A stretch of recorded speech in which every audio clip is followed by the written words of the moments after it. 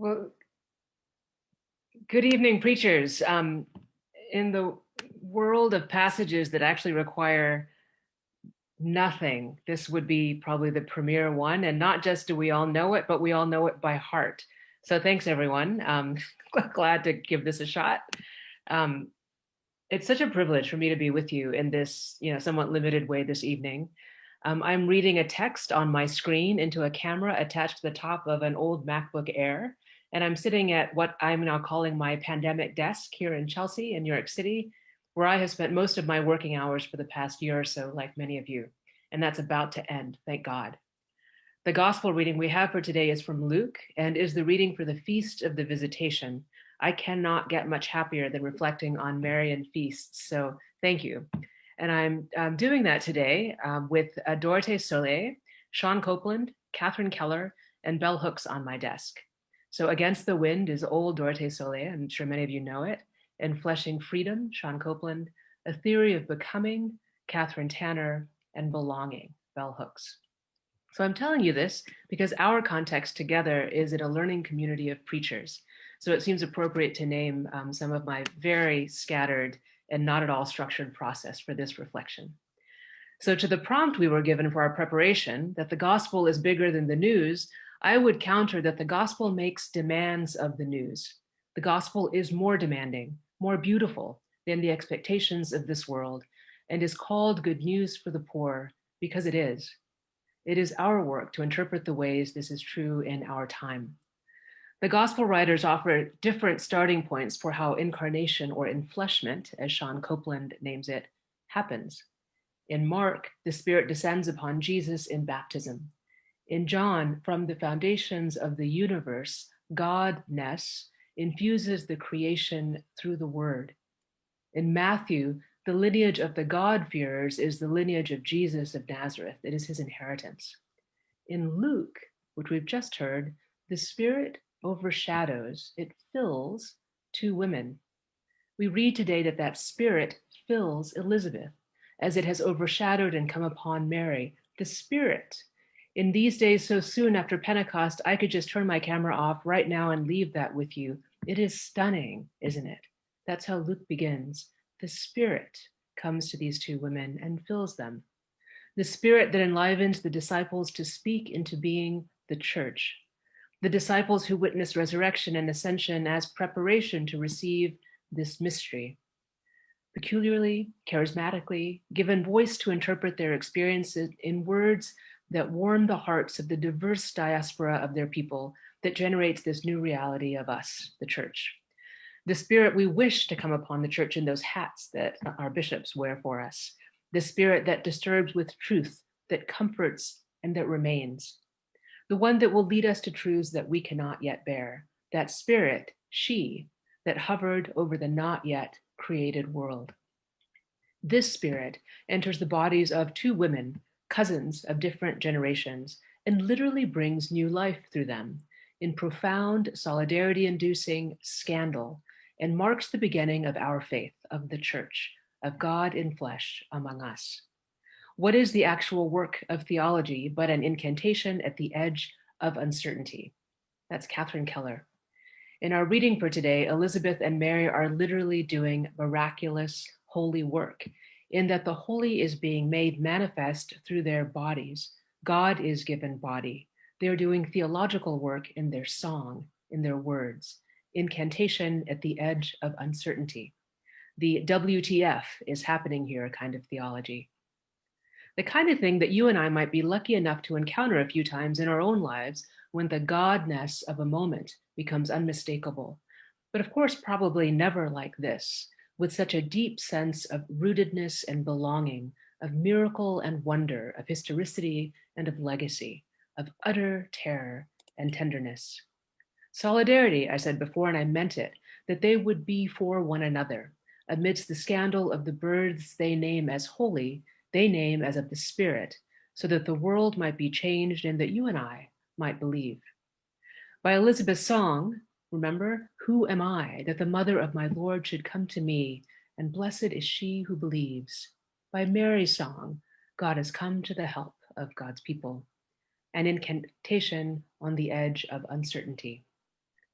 Bell Hooks in Belonging, she has a series of 3 that you might have seen called Communion, Belonging, and Salvation, and they're just stunning. In Belonging, she writes about being a Black woman from rural Kentucky, an Appalachian person, with a wonderful wild history of bootleggers and all kinds of working people in her family, independent thinkers in her genealogy. She goes off to Brown University, to Stanford, and here in New York City to teach, into eclectic artsy communities for friendship, she says, and by every measure is just remarkably successful as an artist and a scholar. She recognizes in retrospect or in reflection, which causes her to return to Kentucky, that in each place, her home, Kentucky, her rural Black culture was not good enough, maybe considered naive at best, a part of herself that others encouraged her to hide or change, often in love for her, they would have said. Its food and its dress for sure, too naive, but also its values, truth-telling, integrity. And as only she does, she theorizes, right? Makes meaning, her incantation, from that place of the disconnect of her living, her origins, her memory, and her intellectual and professional life, her possibilities. I love her work. For me, it reads as theologically as sociologically, and she's a sociologist, in that it makes knowledge, makes intellectual material of regular life, which gives us words for our regular lives, like pregnant women scream singing at each other in the Judean hills, which is what the gospel tries to do for us with the life of Jesus. But there are oh so many layers of translation and interpretation to be done to begin to see what is on this page. Bell Hooks cites Wendell Berry, who says, on this land, in this place, with its history that I will tell, that I will sing as a poet, Kentucky for him as well, an American story of enslavement, conquest, falling back more than moving forward, reflected in the news, the greater context we Christians need to know to begin to know what good news for the poor might really mean in our time, the teaching task of the preacher, a truthful storytelling, not to compete with the sophistication of the urbane, but the truth-telling integrity of people like Mary and Elizabeth and Joseph. Mary travels up to the Judean hill country, to the place where her relative is, and 2 women, with their regional dialects and family food, with faces and bodies familiar to one another, in their local dress, probably like a Palestinian thobe, in the familiarity of hearth and home and history, in a place where she belongs. This Mary who is so young and pregnant, with the auntie who will believe her or pretend to, love and protect her anyway. Where are Mary's mother and father in this time of occupation and oppression by Rome of Israel? Why is she alone? Who is this older man, Joseph? Is the song of Hannah playing on her lips as she travels, the way old hymns have played on yours this past year? You know, those just right words at those just right times, reminding you of what you need to know about where you have been, the resources left to you by your past. What does the liberation of her people mean to her? Someone to go for them, her child. Go where? To the temple? To the governor? To the emperor? Will Jubilee come? Freedom? Another triad a nation? Or will it be another wilderness, a time with manna and locusts and honey? Soon enough, it will be only how do we keep this child alive, the one who was promised to go for us. So let me set this scene one more time. Mary has entered the house of Zechariah, who has been struck mute for questioning the message of the angel that his wife would bear a child. Gabriel must have been testy that day. We know about that. Mary has with haste, it says, rushed all the way to the Judean hill country and rushed into the house of the patriarch, her older relative.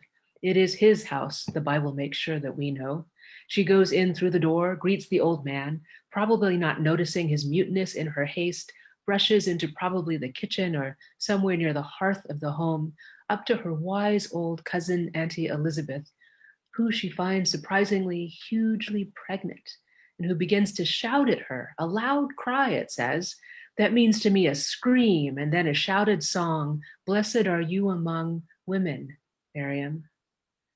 So let us open our hearts to their songs, the prophetic incantations of our Christian heritage. Work with me to loosen them up for yourselves, that their revolutionary qualities spring forth for you, that subversive hope that the Magnificat has promised over the millennia, a song in which the crucified classes, the wrong kind of people, hear their own stories reflected as the bearing of God into this world. The language of the Bible can be a wall or a bridge, a barrier or a path. I hope the incantations of these women can be for you an opening, deeper into the heart of your own story and the stories of our peoples, especially for the peoples whose hope rests on overturning the ways of this world now. The Ghanaian artist El Anatsui was exhibited at the Brooklyn Museum of Art a few years ago, and I went with our son. One piece was massive and drew us both into it immediately. It was so big that it could have been a reredos. It looked literally to me, it reminded me of the veil of Mary, bright red. And as we approached it, what had looked like draped red fabric up close was actually bottle caps. It was waste, flattened and clipped to one another, long sheets of these hard metal waste objects from a great distance, like a wall of rich silk falling elegantly. In an article about the piece, he said this: walls are meant to block views, but they only block the ocular view. When the eye scans a certain barrier, the imagination tends to go beyond that barrier. Walls reveal more things than they hide. Let these words not be a wall, but an invitation to belonging, to seeking, to a radical reorienting of yourself to God's ways, as told to us in the story of these two women, Elizabeth and Mary. Amen.